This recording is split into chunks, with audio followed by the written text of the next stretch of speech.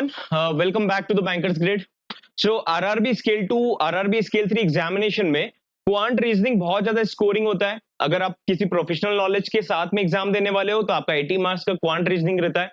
अगर हम scale 2 GBO scale 3 की बात करें तो यहाँ पर पर्टिकुलरली 100 मार्क्स का आता है. 40 क्वेश्चन रहता है लेकिन 50 मार्क्स ईच सेट रहता है. क्वांट का आपको 40 क्वेश्चन मिलेगा, 50 मार्क्स का रहेगा. दैट मींस 1.25 मार्क का एक क्वेश्चन रहता है. सेम रीजनिंग पर होता है फॉर जीबीओ एंड स्केल 3. किसी स्पेशलिस्ट ऑफिसर के लिए आप अप्लाई करने वाले हो तो आपका 40 क्वेश्चन रहेंगे, सेम डिट्टो सेम क्वेश्चन रहेंगे. बट व्हाट हैपेंस, एक नंबर का एक क्वेश्चन हो जाएगा. तो अभी भी स्केल 2 स्केल 3 एग्जाम पैटर्न को लेकर आज भी बहुत ज्यादा कंफ्यूजन है. दैट्स व्हाई ये वीडियो आप लोगों को श्योरली हेल्प करेगा, जहां पर आप क्वांट रीजनिंग का पूरा 100% सिलेबस समझ सकते हो. इसके अलावा कुछ भी क्वेश्चन नहीं आता है जो एग्जाम में आपको देखने को मिलेगा. यहाँ पर एक और पॉइंट ध्यान रखना, पैटर्न चेंज हो जाता है. किसी में ज्यादा वेटेज हो गया, किसी में कम वेटेज हो गया, बट क्वेश्चन यहीं से आते हैं for sure. Okay, so session को स्टार्ट करते हैं. अगर आप आरआरबी स्केल 2 स्केल 3 को टारगेट कर रहे हो, स्टार्ट करना चाहते हो अपने प्रिपरेशन को, already a lot of candidates have already started there preparation. आप लोग भी आपका प्रिपरेशन स्टार्ट करना चाहते हो तो बैच में एनरोल करने के लिए आप लोगों को व्हाट्सएप करना है. व्हाट्सएप नंबर स्क्रीन पर अवेलेबल है. जिस टाइम पर भी वीडियो देख रहे हो, team will help you out with the manual payment process. आप 24/7 व्हाट्सएप कर सकते हो. व्हाट्सएप नंबर स्क्रीन पर अवेलेबल है. कंप्लीट पैकेज है, सारे सब्जेक्ट्स वेल कवर्ड है. Recorded live sessions are available. E books, e PDFs, mock test, a lot of mock test will be included यहाँ पर, सो दैट कि आप लोगों को प्रैक्टिस साथ में अच्छे से हो सके. तो यहाँ पर आप लोगों को अच्छे से प्रिपरेशन करना है. ये अपॉर्चुनिटी लेटर ऑन आप लोगों को देखने को नहीं मिलेगा. मई में आप लोगों का प्रोबेबली नोटिफिकेशन आउट हो जाएगा. 13th ऑफ सितंबर को एग्जामिनेशन है. स्टार्ट करते क्वांटिटेटिव एप्टीट्यूड के सिलेबस से. 2-3 टॉपिक्स को छोड़कर और भी सिलेबस पॉइंट्स होते हैं जो आप लोगों को देखना चाहिए और समझना चाहिए. बैच में एनरोल्ड हो तो इसका पीडीएफ आप लोगों को व्हाट्सएप हो जाएगा या फिर आपको ड्राइव लिंक पर अपडेट हो जाएगा. ओके, सेशन स्टार्ट करते हैं. नाउ पहला पॉइंट हम लोग जो देखेंगे that will be all about quantitative aptitude यानी कि मैथमेटिक्स के बारे में. अच्छा ठीक है, अभी मैथमेटिक्स कितने नंबर का आता है? ये मैथमेटिक्स आता है 40 क्वेश्चंस. आप लोगों को सभी को देखने को मिलेगा, चाहे आप स्पेशलिस्ट ऑफिसर के लिए अप्लाई कर रहे हो या फिर जीबीओ या फिर स्किल 3 के लिए अप्लाई कर रहे हो. 40 क्वेश्चंस देखने को मिलेगा. बस फर्क यहाँ पर यह आता है कि जीबीओ पर 1.25 मार्क का एक क्वेश्चन हो जाएगा और स्किल 3 पर 1.25 मार्क का हो जाएगा. इट मींस कि यहाँ पर 50 मार्क्स का ये पेपर हो जाता है. इसके लिए जीबीओ एंड स्किल 3 के लिए. अदर्स के लिए 40 मार्क्स का रहेगा. ओके, सेम रहेगा किसका पॉइंट? रीजनिंग का पॉइंट. ओके, अब क्वेश्चन पैटर्न सेम रहेगा. ये मत सोचना कि आप किसी और बैकग्राउंड से हो, स्पेशलिस्ट ऑफिसर के लिए अप्लाई करा तो क्वांट आपका इजी आएगा. सेम पेपर आता है, डिट्टो पेपर आता है, जस्ट प्रोफेशनल नॉलेज आप लोगों का ऐड ऑन हो जाता है. अब क्वांटिटेटिव एप्टीट्यूड में मेन सिलेबस, मेन वेटेज जो रहता है यहाँ पर डीआई का रहता है. DI means data interpretation. अभी यहाँ पर समझते हैं नंबर सीरीज भी 5 नंबर का आ जाता है, नहीं आता है तो अप्रोक्सीमेशन सिंप्लीफिकेशन भी आ जाता है. क्योंकि last year what happened was, यहाँ पर सेक्शनल टाइमिंग इंट्रोड्यूस हुआ तो सिंप्लीफिकेशन अप्रोक्सीमेशन के चांसेस ज्यादा बन गए थे. लास्ट ईयर क्वांटिटेटिव एप्टीट्यूड का पेपर भी नॉर्मल सेट करना पड़ा था. रीजनिंग को थोड़ा सा अपर लेवल पर कर दिया था. ऐसे पैटर्न चेंज होते रहते हैं, है ना. अभी 2-3 साल से क्वांटिटेटिव एप्टीट्यूड इजी रखा जा रहा है, डुएबल रखा जा रहा है, बट रीजनिंग को टफ करा जा रहा है. ओके, तो ये पॉइंट को आप लोगों को ध्यान रखना है. क्वांटिटेटिव एप्टीट्यूड में नंबर सीरीज में 2 पैटर्न चलता है, मिसिंग एंड रॉन्ग. तो दोनों के 5 सेट, 2 सेट, 3 सेट, कितने भी क्वेश्चन आपको एग्जाम में पूछ लिए जाते हैं. अप्रोक्सीमेशन सिंप्लीफिकेशन लास्ट ईयर आया था, उससे पहले आ नहीं रहते. डेटा इंटरप्रिटेशन में भी बहुत सारे डेटा आ जाते, tabular DI, line graph, caselet DI, bar graph, pie chart, missing DI, mixed graph DI. तो एक यूजुअली 2 से 3 आप लोगों की एग्जाम में डेटा इंटरप्रिटेशन देखने को मिलते हैं. मिनिमम साइड पर 40 क्वेश्चंस में से 2 सेट तो डेटा इंटरप्रिटेशन का आपको देखने को मिलेगा ही मिलेगा. 3 भी आ जाते हैं, 2 तो मिनिमम साइड पर आपको देखने को मिलेगा. कैसलेट भी आता है. तो यहाँ पर आप ये मत सोचना कि यहाँ पर प्रीलिम्स लेवल का आएगा या मेंस लेवल का आएगा. मीडियम लेवल आता है, डुएबल आता है, लेकिन टाइम टेकिंग हो सकता है क्योंकि यहाँ पर आप लोगों को सेक्शनल टाइमिंग इंट्रोड्यूस हो गया है. प्रीलिम्स एग्जाम से ज्यादा टाइम मिलता है. दैट्स व्हाई यहाँ पर थोड़ा सा तो कॉम्प्लिकेट करना पड़ता है, थोड़ा सा तो कैलकुलेटिव हो जाता है paper. Okay, now quadratic equation कभी कभी लीनियर भी आ जाता है डायरेक्टली कि x + y = 2 वाला इक्वेशन जो आता है, नॉट स्क्वायर वाला, है ना. तो ये इक्वेशन भी आ जाता है ना, इस फॉर्म में भी आ जाता है कांस्टेंट वाला. तो ये भी याद रखना है कि फाइंडिंग रूट्स निकालना है, x का वैल्यू निकालना, y का वैल्यू निकालना. तो ये तो कॉन्स्टेंटली आपके एग्जाम में आ रहा है अभी तक एज ऑफ नाउ. एक बार ऐसा हुआ था that only 2 questions were there from quadratic equation, otherwise 4 से 5 क्वेश्चन देखने को डिसेंटली मिलता है. ठीक है, अभी पैटर्न अगर आईबीपीएस चेंज करता तो हो सकता है कि इसको स्किप करके सिंप्लीफिकेशन ऐड कर दे, इसको स्किप करके मिसिंग नंबर सीरीज को ऐड कर दे या फिर रॉन्ग नंबर सीरीज को ऐड कर दे, लेकिन इसकी प्रोबेबिलिटी अभी तक बनते हुए आ रही थी.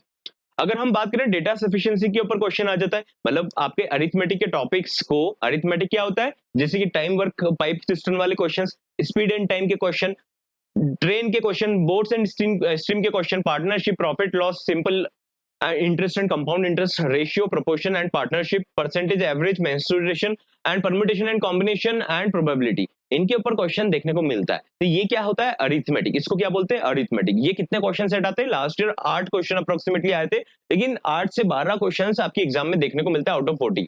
ठीक है, ये यूजुअली एंड टाइम पर रिकमेंडेड नहीं होता है, स्टार्टिंग में आप प्रिपरेशन करते हो तो काम का है, अदरवाइज एक एक टॉपिक आपका 3 से 4 दिन लेता है। 3 से 4 दिन अगर एक टॉपिक लेगा तो फिर प्रैक्टिस कब करोगे? फिर एग्जाम में भी आपके पास टाइम कम रहता है, तो टाइम कम रहता है तो आप क्या करते हो यहाँ पर मिस्टेक? आप इनके सारे टॉपिक्स पढ़ तो लेते हो लेकिन प्रैक्टिस नहीं रहता है। 1 मिनट में क्वेश्चन आइडियली हो जाना चाहिए, लेकिन आप लोग यहाँ पर 3-4 मिनट लगा देते हो, दैट्स व्हाई यहाँ पर फिर एग्जाम में स्ट्रक हो जाते हैं, है ना? 2-4 क्वेश्चन भी आपने सॉल्व करा, 15 मिनट लग गया, तो फिर ये वर्थ इट नहीं होता है। दैट्स व्हाई इसको अभी से प्रिपेयर करना स्टार्ट कर देना, अदरवाइज एंड टाइम पर इसको स्किप करने का ही सॉल्यूशन बनता है। ओके, तो इसको क्या बोलते हैं हम? अरिथमेटिक। इसको 2-3 तरीकों से भी पूछ लिया जाता है, that is quantity comparison type से भी, है ना? क्वांटिटी मतलब कुछ डेटा दे दिया कि एक पर्सन इतनी स्पीड से जा रहा है और ये उसका डिस्टेंस है एटसेट्रा, और उस पर टाइम पूछ लिया, है ना? टाइम पूछा नहीं है ना? कितना टाइम लगेगा, 2 इक्वेशन बता दी, 2 कंडीशन बता दी और उसमें कंपेयर करके बता दिया कि इसमें ज्यादा टाइम लगेगा कि इसमें ज्यादा टाइम लगेगा। ओके, या फिर इसमें ज्यादा वर्कर लगेंगे या इसमें ज्यादा वर्कर लगेंगे, अगर वर्क एंड टाइम के ऊपर क्वेश्चन आ गया तो इस टाइप के क्वेश्चन को क्या बोलते हैं? Quantity comparison. लेकिन उसके लिए आपके इसके कॉन्सेप्ट क्लियर होना चाहिए। ये टोटल सम अप होकर आपका 40 नंबर का पेपर आता है। आइडियली ये किस टाइप से फ्रेम होता है मैं आप लोगों को वापस बताता हूँ। क्वाड्रेटिक इक्वेशन अभी तक आ रहा है, नंबर सीरीज भी आ रहा है, इसमें मिसिंग आ सकता है, रॉन्ग नंबर आ सकता है, डीआई मिनिमम 2 आता है, 3 भी आ सकता है ना? अरिथमेटिक बचे हुए क्वेश्चन अरिथमेटिक के आते हैं, 2 टाइप से पूछ लिए जाते हैं, डेटा सफिशिएंसी से पूछ लिया या फिर कंपैरिजन बेस से पूछ लिया। तो ये पॉइंट आप लोगों को याद रखना है कि क्वांटिटेटिव एप्टीट्यूड यानी कि मैथ्स को अगर हमको क्रैक करना है, यहाँ पर डेटा इंटरप्रिटेशन के ऊपर हमको प्रैक्टिस करना चाहिए, नंबर्स के ऊपर कमांड करना चाहिए। अरिथमेटिक अगर आप करना चाहते हो, बहुत अच्छा स्कोर करना चाहते हो, तो अरिथमेटिक अभी से करना पड़ेगा। अरिथमेटिक मतलब जो मैंने आपको वर्ड बेस्ड प्रॉब्लम बताए थे, वो प्रॉब्लम्स आप लोगों को अभी से स्टार्ट करेंगे। 3-3 4-4 दिन 5-5 दिन एक टाइप के प्रॉब्लम को देना है, 4-5 पॉइंट्स आप सिलेक्ट कर सकते हो, टॉपिक सिलेक्ट कर सकते हो और उन्हीं के ऊपर रिपीटेडली कमांड करना है। कैंडिडेट्स मिस्टेक यही करते कि वो सारे टॉपिक्स को गो थ्रू करते या तो बिल्कुल भी नहीं करते। सारे को करोगे तो आप प्रैक्टिस किसी का भी कर नहीं पाओगे, एग्जाम में एक भी क्वेश्चन टाइम पर नहीं होगा। ये प्रॉब्लम सभी को फेस करने पर आता है, दैट इज व्हाई एग्जाम में नंबर कम बनता है। Now let's talk about reasoning.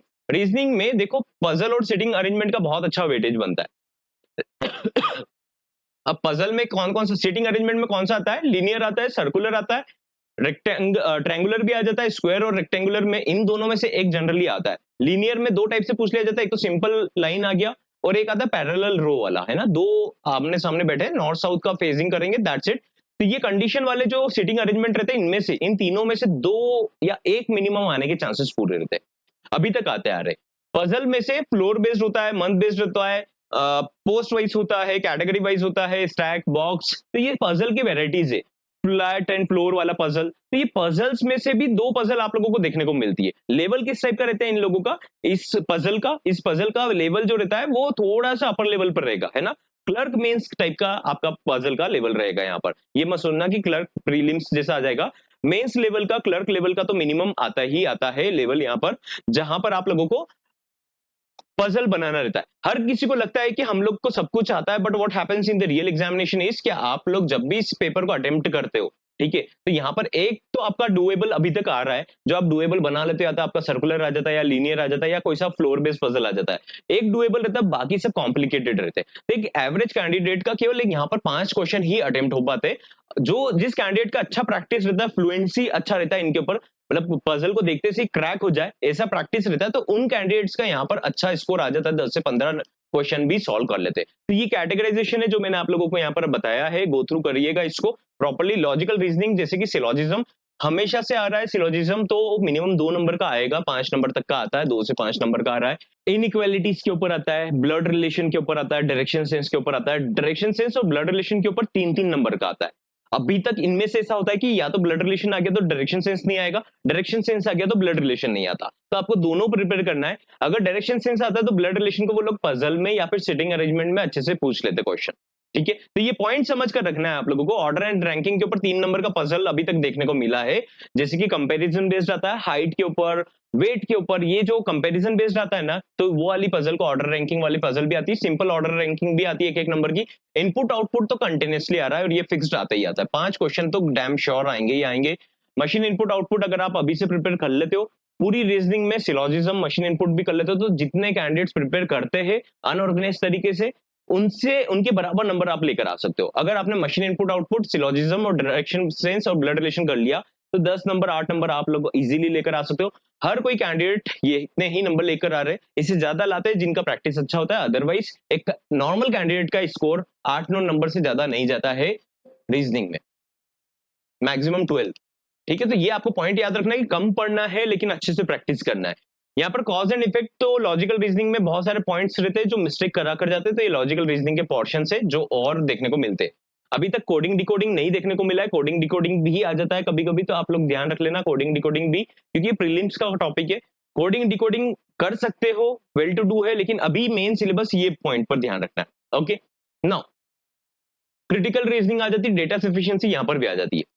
अब इंग्लिश लैंग्वेज की बात करें तो आरसी आते हैं, रीडिंग कॉम्प्रिहेंशन आते हैं, 2 आरसी देखने को मिलते हैं, है ना। एक 10 नंबर का आता है अप्रोक्सीमेटली, एक 7-8 नंबर का आता है, तो 2 आरसी आप लोगों को एग्जाम में देखने को मिलेगा। ओके, क्लोज टेस्ट रहता है, मतलब fill in the blanks type का रहता है। फिलर्स रहते हैं, सिंगल फिलर या डबल फिलर्स, मतलब 2 फिल इन द ब्लैंक्स आ जाएंगे, आपको फिल करना रहता है कि क्या आएगा लॉजिकली, ग्रामेटिकली सब कुछ देखकर। ओके, फिलर्स के अलावा पैराजंबल कांस्टेंट है जो हमेशा आ रहा है। पैराजंबल के 2-3 तरीके होते हैं, या तो आपको एक एक वर्ड लाइन दे देगा, इसमें पूछ लेगा कि एबीसीडी ई आपको अरेंज करना है, या तो बड़ी बड़ी लाइन्स आ जाएगी उसी में अरेंज करना है। तो 5 नंबर का ये फॉर श्योर आता ही आता है। ठीक है, आरसी और पैराजंबल तो हमेशा आपके एग्जाम में देखने को मिलता है। 25 नंबर का वेटेज अप्रोक्सीमेटली, ये दोनों 20 नंबर का तो वेटेज ये दोनों मिलकर रख लेते, that is RC and parajumble. 5 number का एरर सेट भी आप लोगों को देखने को मिलता है। यहाँ पर आप फ्रेज रिप्लेसमेंट कर सकते हो, या तो आपको डायरेक्टली स्पॉट द एरर के ऊपर क्वेश्चन आ जाता है, एरर डिटेक्शन या स्पॉटिंग द एरर। 5 नंबर का फॉर श्योर ये भी आता है, 10 नंबर का भी आ सकता है, डिपेंड करता है पैटर्न के ऊपर, इस बार पैटर्न कैसा चल रहा है। बट 5 नंबर का फॉर श्योर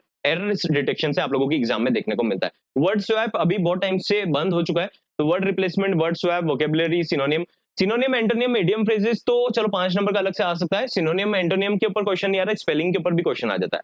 ठीक है, तो ये भी ध्यान रखना है, सिनोनियम एंटोनियम तो आरसी में डायरेक्टली पूछ लेंगे, बोल्ड कर देंगे कुछ वर्ड्स को आरसी के अंदर और आपसे पूछ लेंगे कि इसका सिनोनिम क्या है, इसका एंटोनिम क्या है। 1-2 नंबर का आता है। कभी भी वोकैब के ऊपर मत जाना, आपका ग्रामर के ऊपर पॉइंट और रीडिंग के ऊपर प्रैक्टिस करना है। That's all in the session. I hope आप लोगों को समझ में आएगा प्रॉपर्ली कि ये सिलेबस हमारा है quantity, aptitude, reasoning and English का। स्टार्ट कर दो प्रिपरेशन करना अभी से, बहुत हाई टाइम में। अगर आप 2025 की एग्जाम को एनी हाउ क्रैक करना चाहते हो तो ऑनेस्टली आप लोगों को अभी से प्रिपरेशन करना पड़ेगा।